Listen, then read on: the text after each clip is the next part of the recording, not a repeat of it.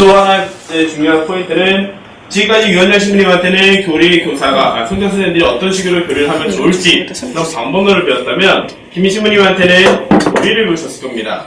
근데 그거를 회원들이나 사람한테 알려줄 때 한계가 있는 건 확실해요. 얘는 3일째 어떻게 설명하실 겁니까? 시작을 해서 교회 안에 있는 다양한 교리가 성서에서부터 다 나왔습니까? 라고 해도 말하기가 쉽지 않습니다.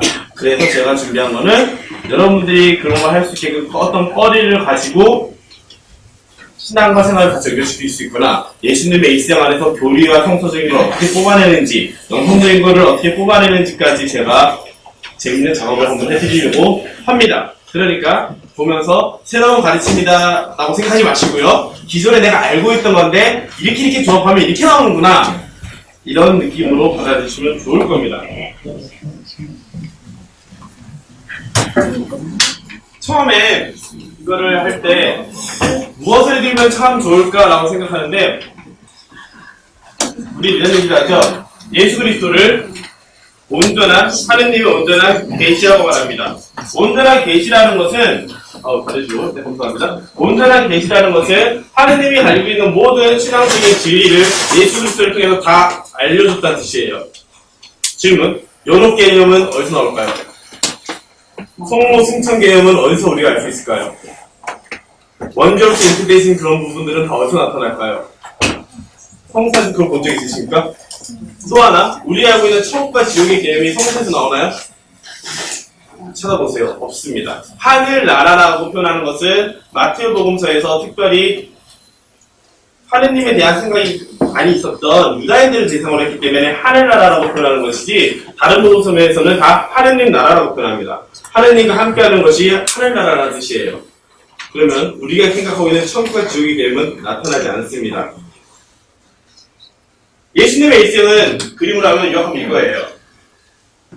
성모 잉태부터 영보부터 시작해서 저 끝에 부활까지. 그런데 나중에 원하시면 저희 그림 파일 다 보내드릴 수 있어요. 이 수많은 것중 안에서 우리가 가톨릭에 있는 모든 교리를 다 뽑아낼 수 있느냐? 쉽지 않다는 겁니다. 왜냐하면 교리가 어떻게 만들어지냐? 처음에 예수님이 제자들한테 알려줬어요. 그 알려준 가르침들이 제자들과 함께 살면서 전해진 것이 훨씬 많지 문서로 남겨진 건 없습니다. 그것을 예수님이 승천하신 후에 제자들이 필요에 의해서 기록하고 적은 것들이에요. 우리가 알고 있는 사도신경 12줄 되게 길게 나와 있잖아요. 초창기의 신경은 이랬습니다. 이거는 나중에 친구들이랑 신학생 때 공부할 때 쓰는 크리스찬 페이스라고 역대 동의의 문헌들 결과문 다 적은 건데 한글로 누가 친절히 번역해놔서 맨 처음에 있던 신앙 고백은 이거예요. 나는 전능하신 천주 성부를 믿으며 그의 독생성자 예수 그리스도와 성령과 거룩하고 공건된 교회 안에서 육신의 부활을 믿습니다. 이게 끝입니다. 그럼 우리가 알고 있는 그 나머지 부분은 어디서 등장할까요? 실제로 살아가면서 생활이 바뀌고 그 안에서 우리가 어떻게 적용할 것이냐, 이단들이 나타났을 때 그걸 어떻게 잘못된 것이 말하느냐, 요약 정리하다 보니까 길게 나타나는 겁니다. 그래서 여러분들이 보신 것처럼 사도신경 옆에 니케아 콘스탄티노플 신경이 엄청 긴 거 있죠. 그게 신앙 고백의 끝판왕인 거예요. 근데 그거는 역사의 산물이지 예수님 때부터 바로 튀어나온 건 아니라는 거예요. 때문에 제가 여러분들에게 해줄 수 있는 것은 신학교에서 말하는 건 엄청 어렵고 그런 것들을 말해봤자 저도 이해 안 되고 여러분도 힘들 거니까 예수님의 일생 안에서 최소한 10번의 강의라는 한계를 가진 상태에서 무엇을 어떻게 전해줄 수 있을까? 라는 질문을 던졌고요. 제일 성공법은 이거였던 것 같습니다. 대림, 성탄, 연중, 사순, 부활, 우리는 전례력 5개 가지고 있어요. 5개? 전례를 가지고 있어요. 이 5개 중에서 각마다 2가지 포인트씩을 가지고 제가 설명해 드리겠습니다. 즉, 대림을 2시간 할 거고, 성탄 2번, 연중 2번, 사순 2번, 부활 2번 하면 10번이 되죠. 그리고 이 대림, 성탄 이런 것들마다 대림 안에서도 한 번에 하나씩만 하면은 더 빨리 끝나니까 3시간 좀 채우기 위해서 2개씩 혹은 3개씩 내용들을 알려드리려고 합니다. 처음에 대림. 영어로 인터넷에 이걸로 검색하면은 구글이랑 하면 제목이 잘 나와요. 대림에서 예수님을 기다리는 시간이라고 우리는 알고 있을 거예요. 단순히 예수님을 기다리는 게 아니라 구약에서부터 기다려온 메시아의 기다림, 즉 대립 1주와 2주는 구약의 기다림이라면 3주, 4주는 대부분 예수님이 막 오는 거를 기다리는 걸 겁니다. 그 포인트로 나눠서 두 가지를 가지고 대립 얘기할 겁니다. 맨 왼쪽 누굴까요? 자, 보통 그림을 볼 때 생각하는 거. 지팡이를 들고 있고, 왠지 까만색 옷을 입고 있으면은 세례자 요한이 아닐까 의심을 해봐야 돼요. 근데 이거는 조금 너무 미화된 세례자 요한이라서 좀 나중에 다른 세례자 요한을 볼 때 기억을 하시면 되고요. 누굴까요? 성전에 웬 여자가 있는데 할머니가 있고 젊은 여자가 있고 마리아가 예수님을 모시고 성전에 왔을 때 예언을 했던 그 예언자들입니다. 누굴까요? 엘리사벳과 마리아입니다. 재밌죠? 색깔이 이런 계통의 색깔은 대부분 인간의 세계를 의미하고요. 파란색을 하면 성인들과 관련됐거나 하느님과 관련된 색깔입니다. 그런데 빨간색을 입고 있으면 지상에서의 삶을 말해요. 피가 빨간색이죠. 이런 식으로 글을 보고 이런 백각 같은 게 그려져 있으면은 동정 막 이런 걸 의미하기도 해요.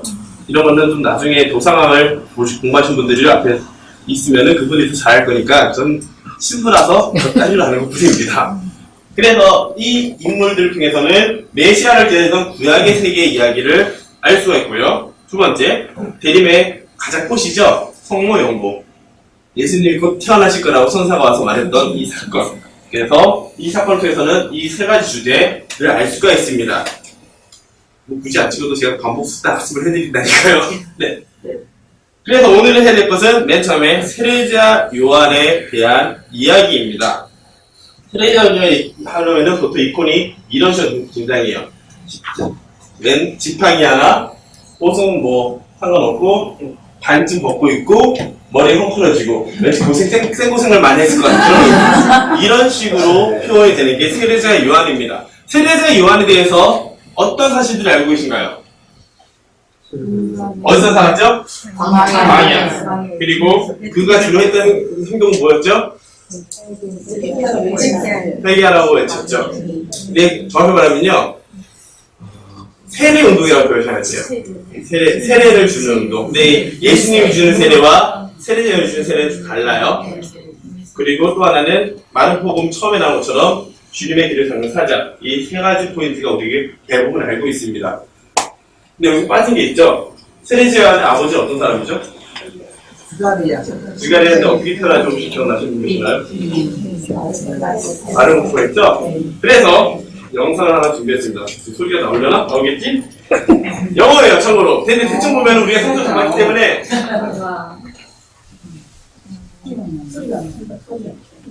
아이고. 놀라셨구나. 마리아 혹시 내려가서 내 가방 안에 스피커 있을 거예요, 큰 거. 그거 갖다 주세요. 여기 예전에 소통머리가 있었는데. 죄송합니다. 준비에 미흡했네요. 시간 끄는 거라고요? 아니거든요? 시간 5분 그러면 교훈입니다.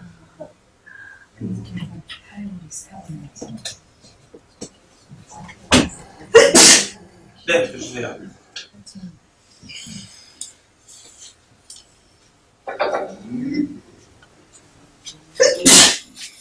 교수에서 이렇게 한 칸만 딱 줘요. 뭐 페이스피드를 오. 그리고 싶었어.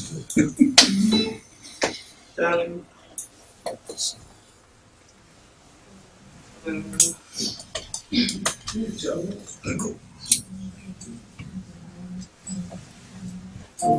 There was a priest named Zachariah. He went to God's house one day to worship. 성전에서 일하던 제사장이었죠, 지가리아는.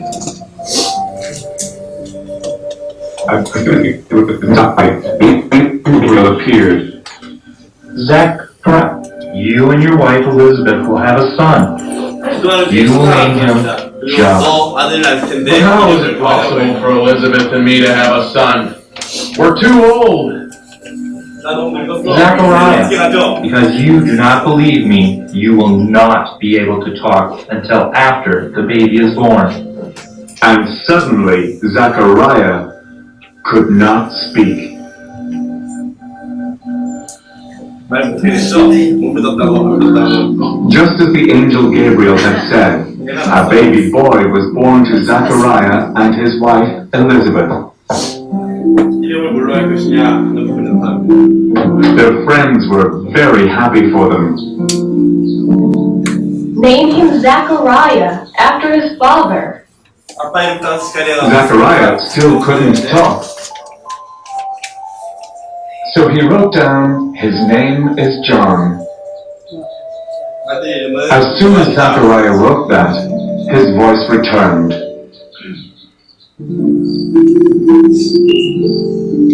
John became a preacher when he grew up.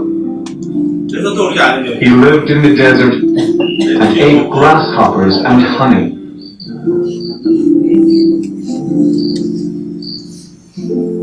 John told the people to change their hearts and lives and ask forgiveness for their wrongs because Jesus was coming soon.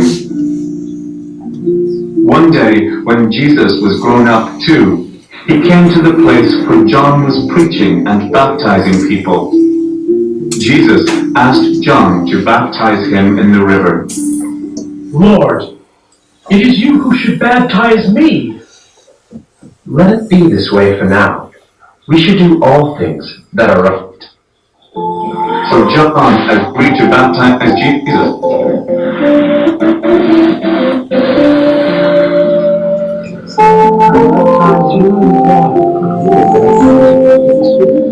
예수님을 세례지 As Jesus came up out of the water, God's Spirit, like a dove, came down to him from heaven.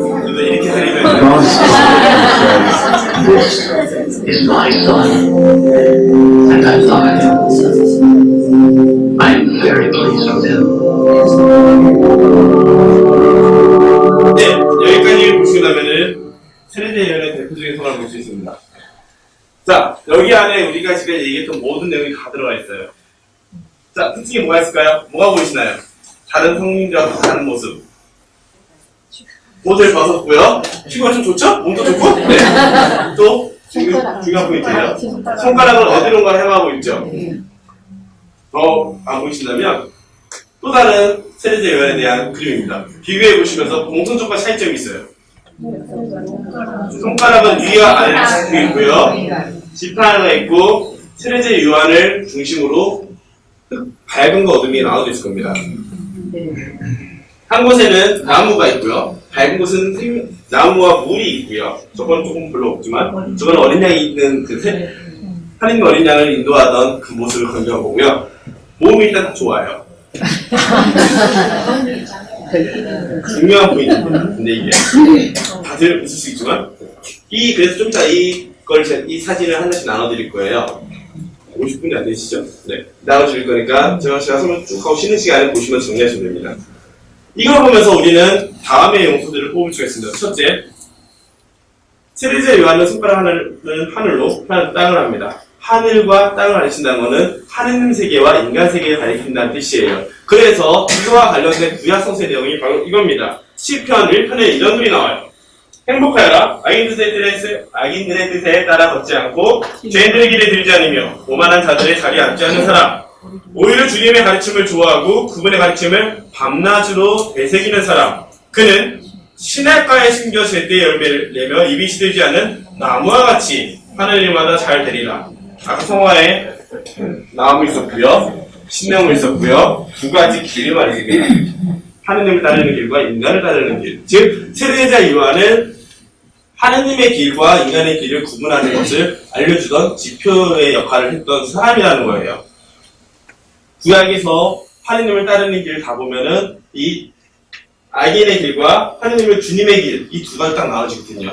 그래서 하늘 길로 가기 위해서는 주님의 가르침을 좋아하고 밤낮으로 되새겨야 된다는 것을 알려줍니다. 그럼 그는 꾸준히 만들 수 있다는 거예요. 그런 설명을 들은 다음에 보신다면 어둡고 밝고 세례자 요한의 길로 두 가지 길이 나눠지게 됩니다. 인간이 어느 길로 갈지에 대해서 짚어야 되는 것이며 이쪽으로 갔을 때 낙원, 하느님과 함께하는 낙원은 대표적으로 뭐가 있죠? 에덴동산. 그런 낙원이 있고 시냇가의 물이, 참고로 시냇가의 물이라는 표현은요 대부분 하느님의 지혜를 의미합니다. 그냥 물이라고 하면 죽음을 의미하고 하는데 흐르는 시냇물 같은 그런 존재들은 하느님으로부터 나오는 지혜들을 많이 표현해요. 이거는 나중에 바르톨로메우스 사도에서 제가 언젠가 말해줄 기회가 있을 것 같은데 그 이름 안에도 이 물이라는 단어가 들어가요. 다음, 세례자 요한이 있었던 지역이 어디라고 했었죠? 광야. 광야에 대해서 나타난다면 사람들은 다 이걸 기억해야 됩니다. 8주 2일 보면은 주님께서 그들이 밤낮으로 행진하시도록 그들 앞에 서서 가시며 낮에는 구름 기둥, 밤에는 불기둥에서 비춰주셨다. 이 장소는 바로 광야입니다. 그 얘기는 광야는 먹고 살기 힘든 지역이고 사람들을 만나기 힘든 지역이지만 그 사람이 있는 가장 나약함을 볼 수 있는 지역임에도 불구하고 주님께서 인도해 줄 수 있음을 깨닫는 장소라는 거예요. 그러면 당연히 구약을 좀 아는 사람들은 이런 걸 기억할 겁니다. 두 가지 사건, 왜 이스라엘 백성이 이집트로부터 탈출해서 길을 떠나야 되는지, 부유함을 벗어나 광야로 갔어야 되는지, 그것은 인간의 나약함을 깨닫고 하느님이 날 인도해 주신다는 것을 체험할 수 있는 시간. 대부분 사람들이 하느님을 가장 깊게 체험하는 순간은요, 자신이 바닥을 쳤을 때입니다. 자신의 나약함, 한계를 느꼈을 때 영적인 존재, 더 큰 존재를 깨닫게 돼요. 그리고 그 안에서 하느님이 우리를 인도해 주신다는 걸 잊지 않는다면 세례자 요한이 왜 광야에 갔는지를 알게 되고 그것을 우리가 왜 따라가야 되는지를 알게 됩니다. 두 번째 포인트, 이게 어떤 장면으로 기억나시나요? 불매 사건 설명해 주실 수 있는 분, 왜 사람들이 죽었는지. 금손을 만들어서 금송아지는 그냥 바로 그냥 죽여버렸는데 네, 광야에서 왜 자기네들 또 힘든데 벗어나게 했느냐. 그래서 병 걸려서 어떻게 살려주세요 하니까 그래 만들어서 뭐 세우면은 봐라 그러면 살아났더니 살아났네? 이겁니다. 이거는 미래의 예수 그리스도의 사건에 대한 예표이면서도 하느님을 믿지 않고, 하느님을 믿다고 따르면서도 불평불명하는 사람들이 어떤 일이 벌어지는지에 대한 경고이기도 합니다. 여기까지 요약하면은 세례자 요한이 광야에서 했다는 사실은 이걸 말해줘요. 광야는 약속의 땅에 들어가는 길목이면서, 길목이라는 얘기는 약속의 땅에 갈 수도 있고 못 들어갈 수도 있다는 뜻이겠죠. 길목이면서 인간의 나약함을 깨닫는 장소라는 것, 그리고 하느님의 자비가 개선되는 것, 즉 우리가 하느님께 얼마나 그분을 믿고 따르냐에 따라서 하느님 우리를 얼마나 이끌어주신지를 체험할 수 있는 곳이라는 것, 그래서 결국 인간이 회개할 수 있는 장소라는 것을 말해줍니다. 지금까지 말한 두 가지만 말해도 이 성화가 내용이 점점점 붙기 시작할 거예요.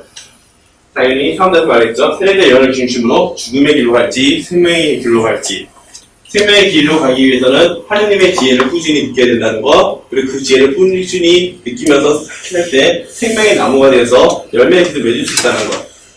그러기 위해서는 일단 전제조건으로 내가 평소에 다 누릴 거 누리면서 하기는 어렵지만 나의 나약함을 깨닫는 때 비로소 하느님을 느낄 수 있다고 이 길을 선택할 수 있다는 걸 알게 됩니다. 몸이 좋고 광야에서 살면은 굉장히 몸이 나빠질 수밖에 없는데 대부분 그림은 다 몸이 좋게 표현해요. 이거는 세례자 요한의 아버지에 대해서 좀 더 생각을 하시면 됩니다. 그 당시 제사장들은 이런 옷을 입었다고 해요. 뭔가 화려해 보이죠? 근데 그냥 화려한 게 끝이 아니에요. 내용을 인터넷에서 검색해보니까 이런 게 있습니다. 순금으로 만들었고요. 보석이 12개 박혀있고요. 이게 뭐지? 금과 자주와 자원, 가홍실 이런 걸로 해서 옷을 짭니다. 요즘 제이도 이런 식으로 짜죠? 제이는 약간 근데 실제 금은 아니겠지만 겉옷 자락 끝에는 금방울과 석류를 번갈아 단다고 합니다. 자, 세례자 요한은 부유한 사람이었나요? 가난한 사람이었나요? 엄청 부유한 사람입니다. 우리가 많은 사람들이 내가 가진 걸 다 잃어버렸을 때 비로소 하느님을 만나겠지 이런 생각하는데 그게 아니라는 뜻이에요. 내가 다 가지고 있음에도 불구하고 하느님을 위해서 혹은 나의 진짜 모습을 체험하기 위해서 광야로 갈 때 비로소 주님의 생명에게 갈 수 있다는 뜻을 알려주기도 합니다. 때문에 우리가 기억하는 세례자 요한은 이런 걸 그냥 그대로 이어받을 수 있음에도 불구하고 이런 모습으로 기억하게 됩니다. 이건 엘그레코라는 사람이 그린 그림이에요. 여기까지 말하면 이 그림을 가지고 우리가 얘기할 게 점점 많아지기 시작하죠. 좀 따로 힘든가요? 다시 갈까요? 네, 이 상태에서 아까 제가 얘기를 안 했던 포인트 있죠. 길이라는 포인트. 세례자 요한에 대해서 지각해서 신부님이 그린 그림을 보면은 이런 표현이 있습니다. 이걸 보면은 세례자 요한이 가리키는 끝에 무엇이 있나요? 하늘만 있죠. 별 게 없죠. 인간이 봤을 때. 근데 뭔가 희미하게 빛이 있어요. 이 길을 가리키던 사람이 세례자 요한이라는 거예요. 자, 길의 특성을 한번 생각해볼까요? 길은 일단 목적지가 있습니다. 시작지가 있고 목적지가 있다는 뜻이에요. 근데 나 혼자 그 길을 갈 거면 그 길을 만드나요? 길은 기본적으로 함께 가는 것을 전제로 합니다. 그 얘기는 세례자 요한이 길을 가리키고 살았던 것만큼 우리 역시 그 길을 따라 산다면 다른 누군가에게 이 길을 알려주고 이 길이 어떻다는 것을 삶으로 보여준다는 뜻이기도 해요. 하지만 사람들이 여기서 문제를 봅니다. 신앙생활 해봤자 희생하라고 하고 손해보라고 하는 게 대부분 아닙니까? 라고 얘기를 하게 돼요. 실제로 세례자 요한은 이렇게 죽습니다. 누굴까요? 역시 성성을 열심히 하시는군요. 헤로디아입니다. 헤로디아는 잔치상에서 세례자 요한이 왜 감옥에 갇힌지 기억나시죠? 그래서 다시 한번 설명을 드리면은 하도 바른 말을 많이 하니까 헤로데 왕이 형의 부인을 결혼해가지고 세례자 요한이 그건 잘못된 겁니다 하도 하니까 나쁜 말 틀린 말은 아니라서 일단 살려는 주지만 자꾸 말하고 다니면 자기가 짜증나니까 잡아버립니다. 문제 헤로데 왕과 결혼했던 부인은 세례자 요한이 눈에 가시였던 거예요. 따라서 계속 어떻게든 죽이려고 했는데 헤로데 왕이 세례자 요한의 위치나 영향력이 아기 때문에 안 죽이고 있습니다.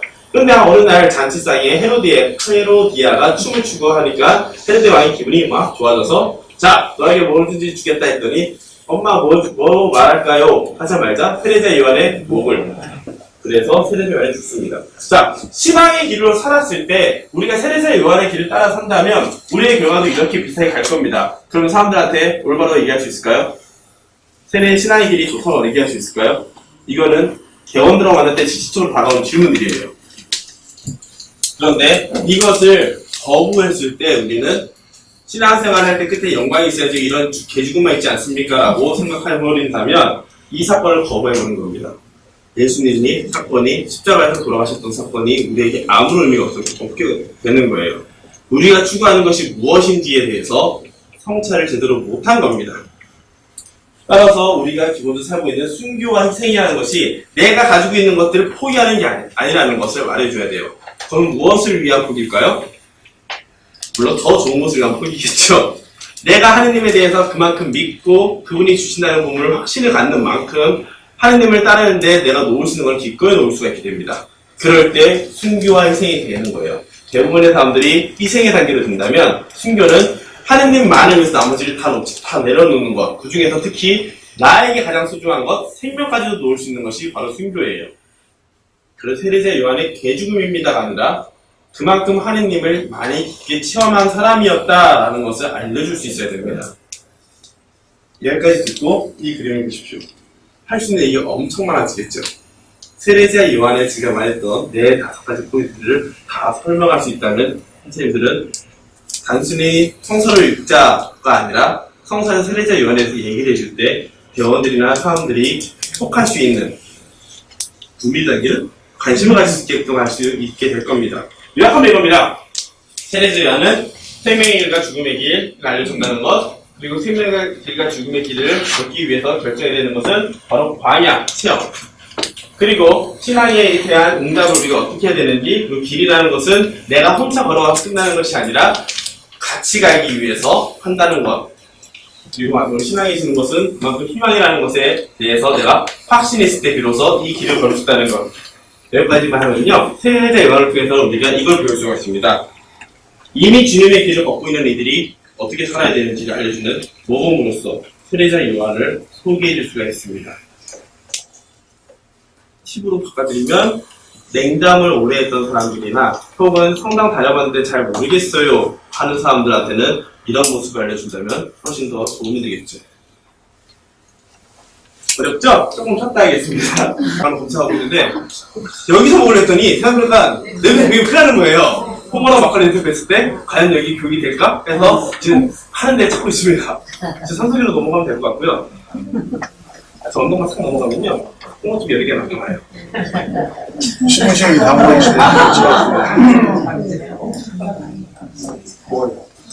다 오셨죠? 됐죠? 그냥 바꾸지 마시고 어렵게 있구나. 네. 그러면 다음은 엘리사벳에 대한 이야기인데요. 엘리사벳에 대한 것은 처음에 노래를 하나 듣고 오는 게 아닌데 이 노래 배경에 다 아는 노래예요. 다 본다에서 조금이라도 활동하신 분은 다 아는 노래인데 그 뒤에 있는 성화들이 쭉 나와요. 그 성화를 관심 있게 쳐다보시면서 있으면 좋겠습니다. 그럼 진짜 많이 빛깔.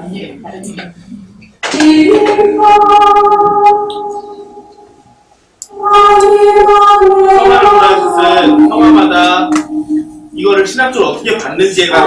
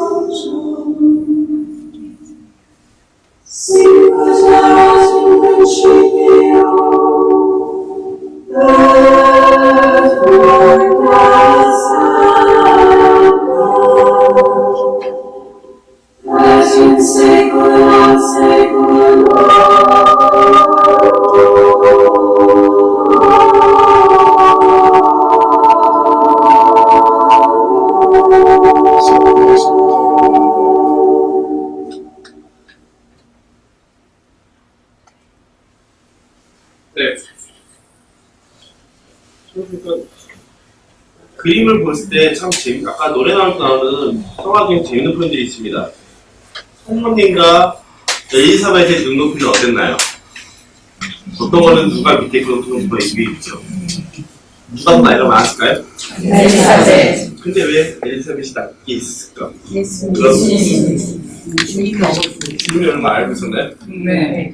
만난 다음에나 이 뱃속에서 뭐 테레자 연을 보고 있는데 이 그림처럼 중요한 사람이죠? 중요한 사람이죠? 자, 이게 딱 보면 누가 성모님? 왼쪽이에요. 이유는 뭘까요? 흰색이니까 맨 있어 보이죠? 원래 성화는 그렇게 시작하는 거예요. 느낌이라서 이 그림만 보고 이걸 알 수 있느냐? 물음표 단어이기 때문에 이 배경도 중요한데요.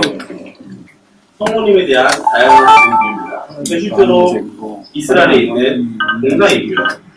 높고 일으키는 모습들. 뭔가 이상해요. 다 비슷한 걸 표현하는 것 같은데 약간씩의 차이가 있어요. 그건 무엇일까? 그것은 엘리사벳에 대해서 많은 생각들이 있기 때문입니다. 기본적으로 먼저 무언가를 체험한 사람이 나중에 무언가를 체험한 사람에게 해주는 듯한 느낌이 있죠. 그걸 전제를 한 카운트로 시작하겠습니다. 만일니까 끝난 다음에 엘리사벳은 성모님께 이렇게 말합니다. 행복하십니다. 주님께서 하신 말씀이 이루어지셔 믿으신 분. 행복은 무엇일까부터 시작이 되는 거예요. 왜 성모님은 임신한 상태에서 초기 임신한 지 2달인가 동안은 되게 조심해야 된다면서요. 그런데 임신한 지 얼마 안 돼서 엘리사벳을 찾아갔을까? 그 험한 나자렛은 산길이거든요. 그 험한 데를 어떻게 갔을까? 왜? 했을 때 여기서 얻을 수 있는 첫 번째 포인트는 함께하는 것이라는 겁니다.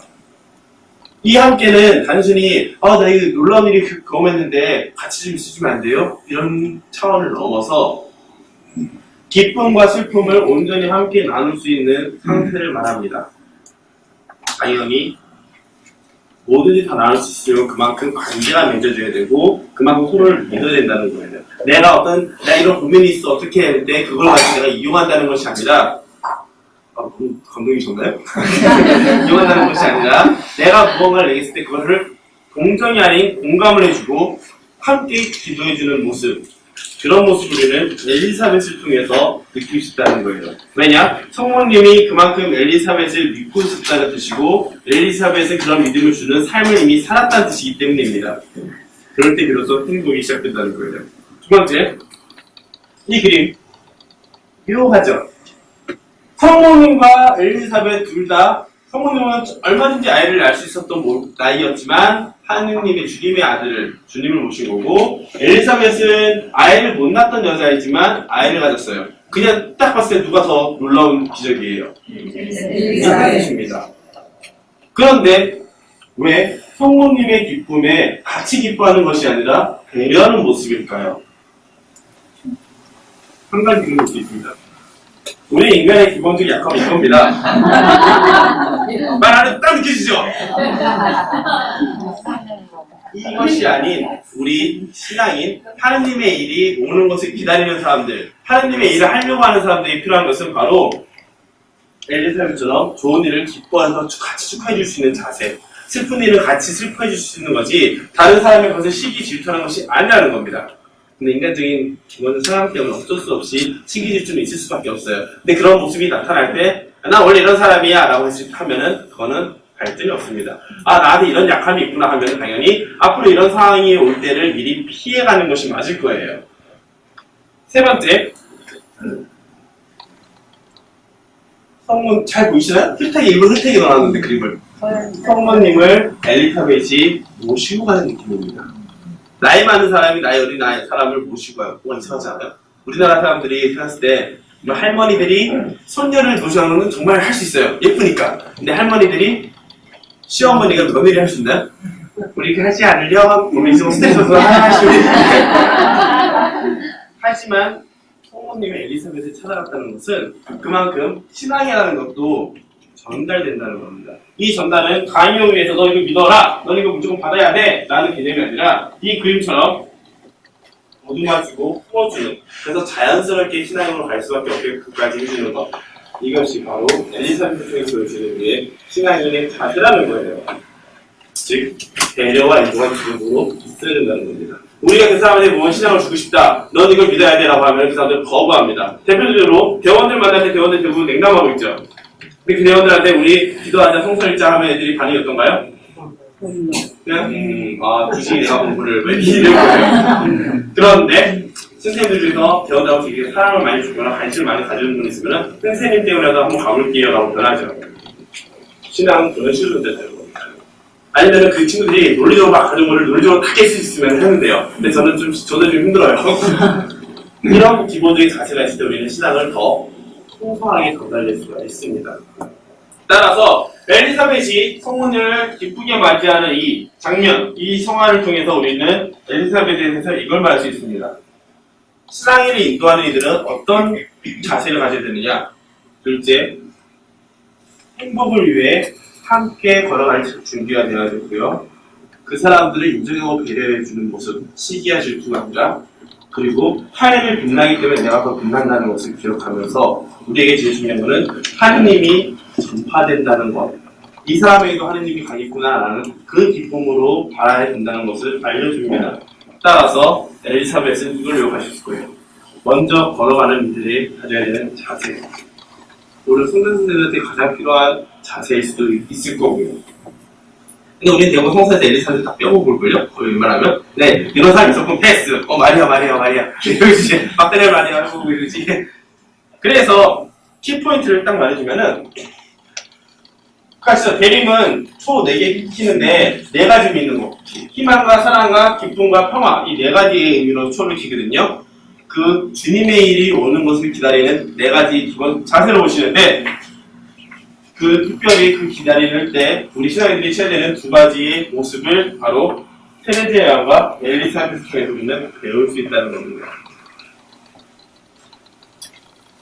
여기까지가 대림이고요. 대림의 첫 번째 단위고, 다음 주에 있나요?